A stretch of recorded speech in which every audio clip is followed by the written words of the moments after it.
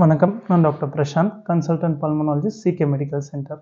இன்றைக்கி நம்ம பார்க்க போகிறது சிஓபிடி. சிஓபிடி என்றால் என்ன? க்ரானிக் அப்ஸ்ட்ரக்டிவ் பல்மனரி டிசீஸ், அதாவது தமிழில் நாள்பட்ட நுரையீரல் அடைப்பு நோய்.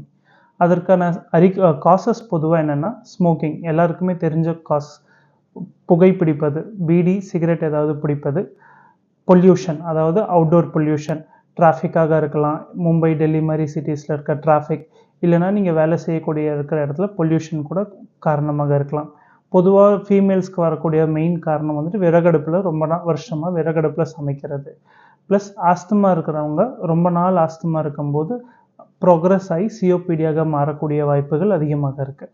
பொதுவாக இதுக்கான சிம்டம்ஸ் என்னென்னா, மூச்சு திணறல், அதாவது மேடு ஏறும்போதோ மாடிப்படி ஏறும்போதோ மூச்சு திணறல் ஆரம்பிக்கிறது தான் முதல் அறிகுறியாக இருக்கும். அண்ட் நாள்பட்ட இருமல், நாள்பட்ட சளி, பொதுவாக வெள்ளை கலராகவும் இருக்கலாம், மஞ்சள் கலராகவும் இருக்கலாம். ப்ளஸ் வீசிங் இருக்கலாம் பேஷண்ட்ஸ்க்கு.